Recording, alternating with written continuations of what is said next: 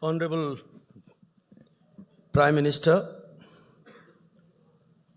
Honorable Minister of Physical Planning, Minister of Defense, Minister of Home, former ministers,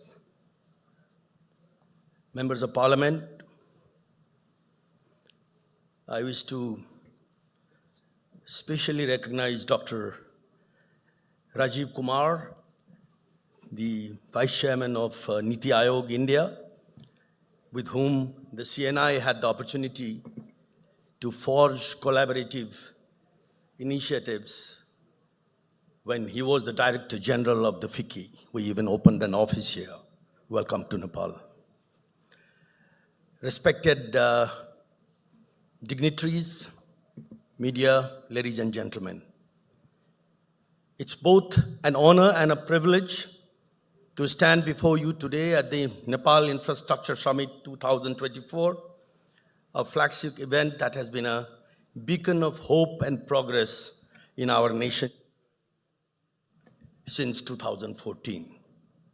I extend my deepest gratitude to CNI and Government of Nepal and the youth community of Nepalese contractors for orchestrating this significant gathering.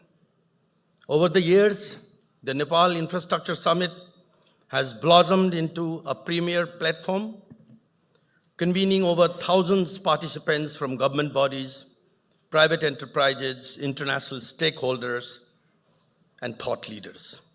This summit is not just an event, it's a crucible for collaboration, innovation, and transformative ideas in the infrastructure sector. As we gather here today, it is imperative to reflect on the state of infrastructure in Nepal, which touches the very core of our economic and social well-being. Our infrastructure projects predominantly face severe delays and inefficiencies.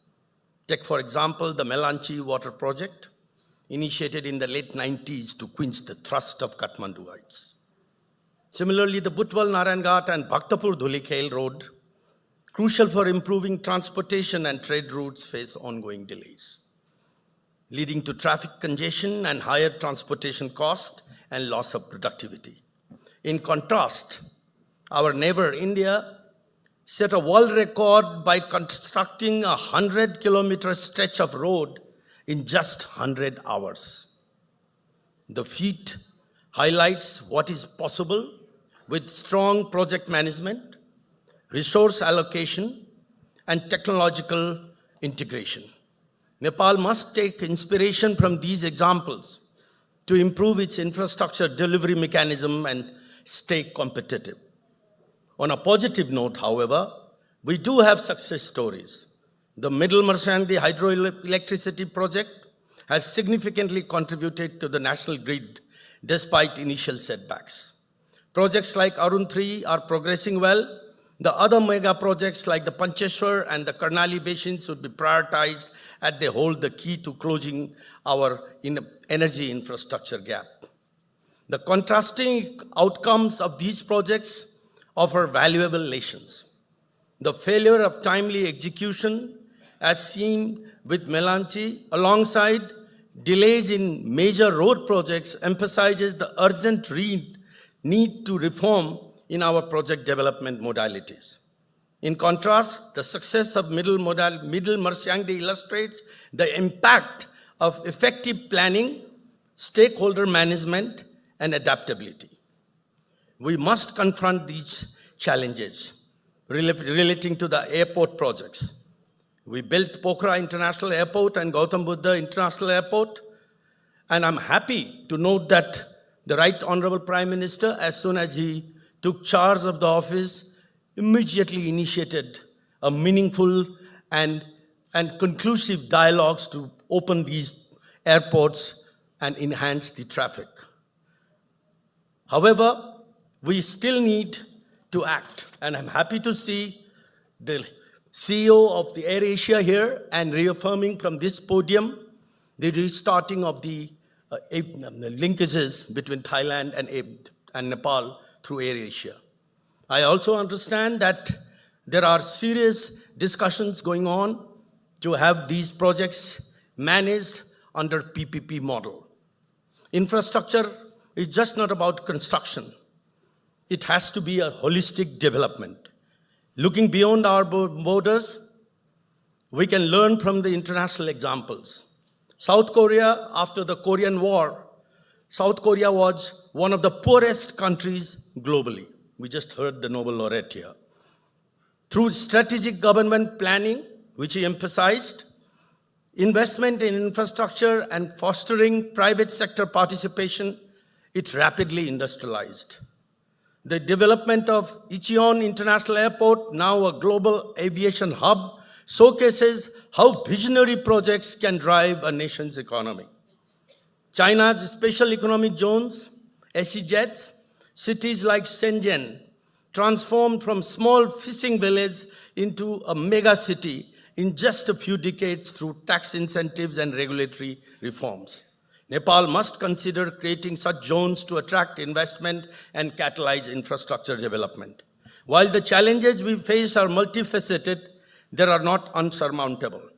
We must address key issues of execution delays and quality standard. Frequent political changes and bureaucratic inertia contribute to delays and poor quality projects. Establishing independent project management offices that remain insulated from political fluctuations is essential to ensuring continuity and adherence to the quality standard. Financing and investment. Nepal's over-reliance on loans for major projects places a significant burden on the economy. We must explore innovative financing mechanism, including the public-private partnerships, which can mobilize private capital and expertise. For instance, the Trishuli 3A hydropower projects demonstrates the potentials of PPPs. Simplifying regulatory procedures is critical. Implementing a one-stop shop for project approvals can reduce delays and make Nepal more attractive to both domestic and foreign investors. Infrastructure projects should be developed holistically. For instance, while we have increased hydropower production, the lack of adequate transmission line hinders efficient electricity distribution. Similarly, our airports cannot reach full capacity without proper air routes agreement and supporting facilities. And that's why privatization of the airport under public-private partnership for management.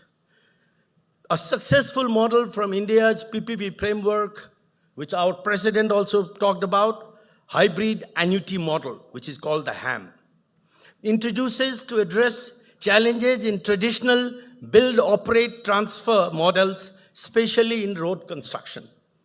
In HAM, the government contributes 40% upfront during the construction, while the private developer finances the remaining 60% through equity and debt. This reduces financial risk and ensures a steady cash flow through biannual annuity payments, eliminating reliance on uncertain toll revenues. Nepal can benefit from adopting HAM, particularly for road infrastructure along the key routes between India and China. By reducing developers' financial exposure and guaranteeing returns through annuity program, we can attract more private sector participation and accelerate road infrastructure development. Nepal has also made significant strides in sustainability, particularly in the electric vehicle sector. Between 2020 to 23, and Nepal saw a 245% increase in the EV imports, with 80% of the private vehicle imports now electric. This transformation has helped reduce fossil fuel dependency and carbon emissions by an estimated of 1.5 million metric tons annually. The EV penetration rate in Nepal is amongst the highest in South Asia. This should inspire further investments in renewable energy, climate resilience infrastructure. Nepal's strategic location positions it at the heart of the South Asia-East Asia corridor, uniquely placed to serve as bridge between India and China. World's two largest and the fastest growing economy, While inter-regional trade in South Asia remains below 5%, Nepal can capitalize on its position by improving infrastructure to serve as a transit hub, unlocking new trade and investment opportunities.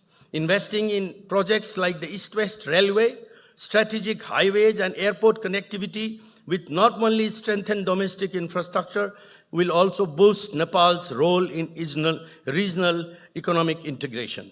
Our focus must extend to airport infrastructure, which is critical to facilitating tourism. Let us envision, my friends, therefore, a Nepal where infrastructure is not a bottleneck but a catalyst for growth, where our airports operate at full capacity, connecting us to the world, where our hydropower not only lights up our home but also powers our neighbors, where our tourism industry attracts millions, creating jobs and promoting cultural exchanges, where our agriculture sector thrives, feeding our people and exporting value-added products, and where every citizen, regardless of where they live, has access to the opportunity that infrastructure begins. Thank you.